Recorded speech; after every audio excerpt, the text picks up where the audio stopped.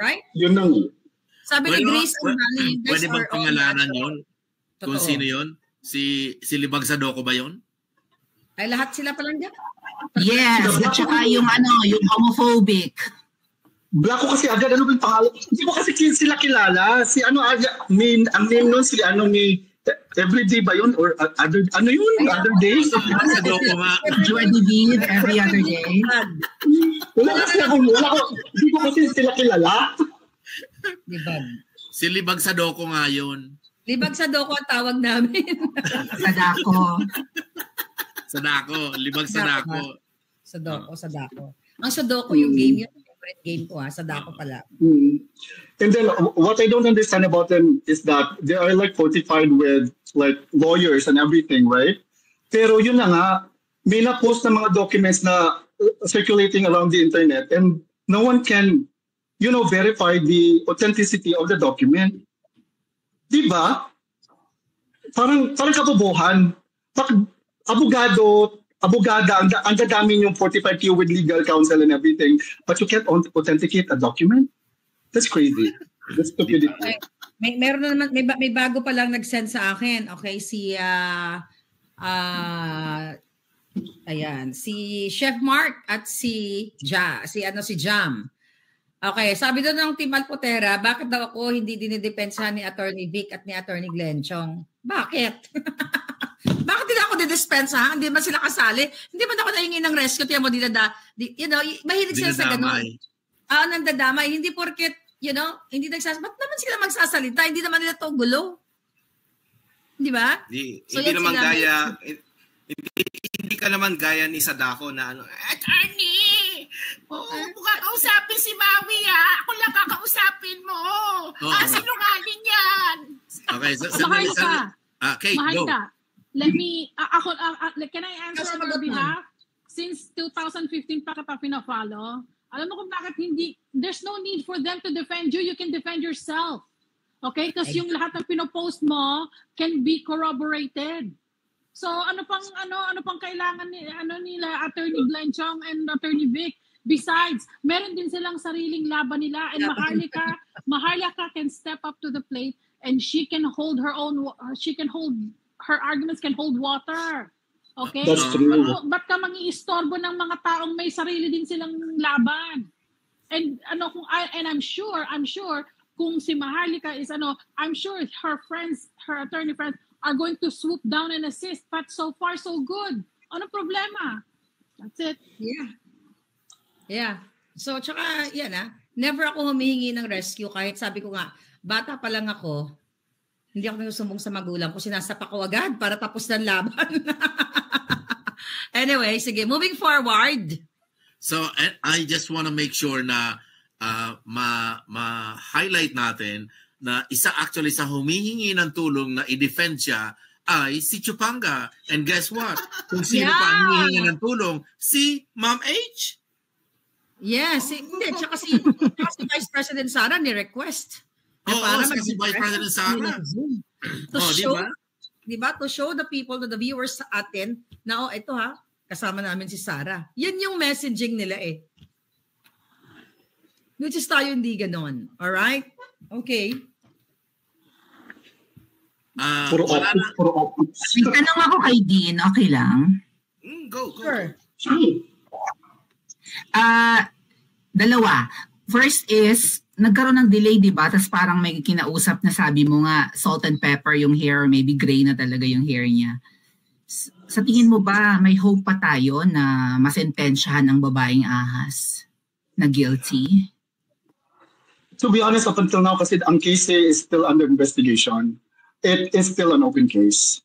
I am hoping na masentensyahan talaga siya. I am hoping. Because it is still an open investigation and they're still gathering the necessary details na para mapin down talaga kung sino. And from the document that Harlika and I have, her name is very prevalent kasi sa document.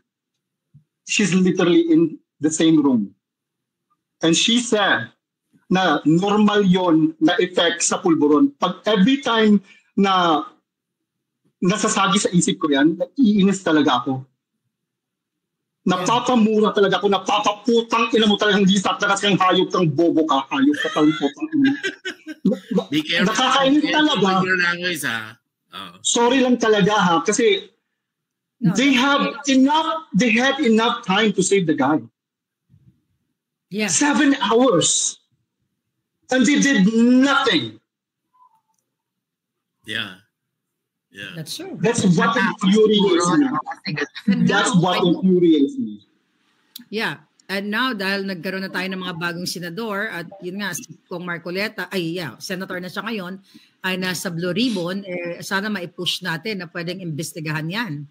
Dahil national issue yan. So, paulit-ulit natin sinasabi na national issue yung nangyari dito sa Beverly Hills dahil nga ang pera ng bayan ang ginastos sa entourage sila, pamasahe, hotel, lahat, pangbili ng polboron, Philippine money or taxpayers money ang lahat ng gumastos doon. That's 100% sure. Kaya nga, di ba, nananawagan tayo na ilabas nila yung manifesto, ilabas nila yung mga expenses, di ba?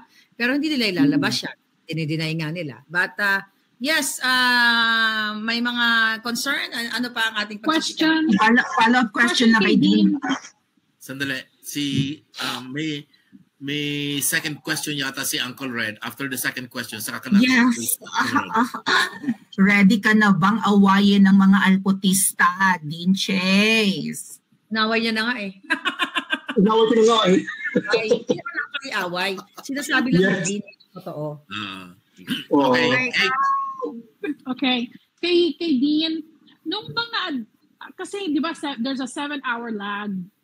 Diba, bago dumating yung, before they call... Let me pull up the document right in front of me, ha? Ha? I'm gonna pull up the document right in front of me para ano. No, kasi nabasa ko sa, di ba may nag-release? Hold on. I just want to make sure that you guys are being careful with your questions. And we are. information. Of course. Yes, we are. Right? Okay, sure. So, I'm just, because because of my line of work sa trabaho ko, pag ang na-administer, ura-urada, mabubuhay eh. But there was a lag, like a long time before help was summoned. Yeah. Right? Nabasa ko yun, and so basically yung statement ni Dina, based on a statement ni Dina na tumayo siya, pumunta ng banyo, and I think he had more, and then lumabas ang banyo saying he's not feeling really well.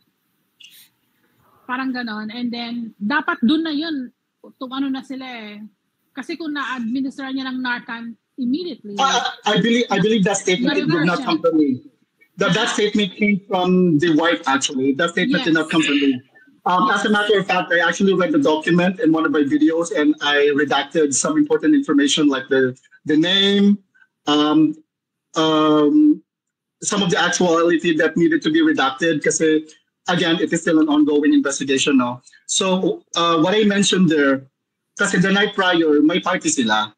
And then during the party, this was at the tail end of the event na nakikita na nila na meron na siyang tawag nito, mga signs and symptoms na yun na nga, sweating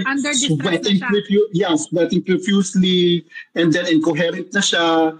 So yun na nga, pinapunta na siya sa kwarto and sumama yung butod. Yeah. Kasamang dalawang lalaki. Additional dun sa ni Kate, paano siya ma-revive through that medication na sinasabi mong Narcan kung 7 hours late? So there's no point. Pero ang question mo yata, kung nabigyan ng immediate... Kasi ganito yan, if you call us, okay, say for example, under severe distress, due to OD, okay, OD, and okay, maski severe and severe distress na, within 1 to 2 hours, pag na-administer mo yung Narcan na yan, nare-reverse ang effect eh. Yeah, because I've seen, so 7 hours pero ang haba, right? And then when the cops arrived, ang security was still trying to revive him, so they took over. Yun ang nabasa ko. Tama ba? Kasi dineclare, nirevive pa pala siya. Nirevive pa siya. 'Di ba? Pero baka nung nirevive siya, tama ba ako? Balikan niyo yung yung life-saving measures were done. Life-saving measures were done. Yeah. Nung tumawag sila around 11. Yeah. Right. They still have to do life-saving measures, pero it's just for protocol. Just for protocol, exactly. They knew wala na. It's too long. 7 hours. Like what? Actually, pag tumawag ka namang 911, hindi naman agad-agad dyan dumadating eh. Exactly. You have like 1 tama. hour, okay? But still, like I said, even under severe distress, pag na-administer mo ng Narcan yan, nare-reverse yan. Pero it cannot be 7 hours. 1 to 2 hours. Ganon. Yeah. Yeah. Right.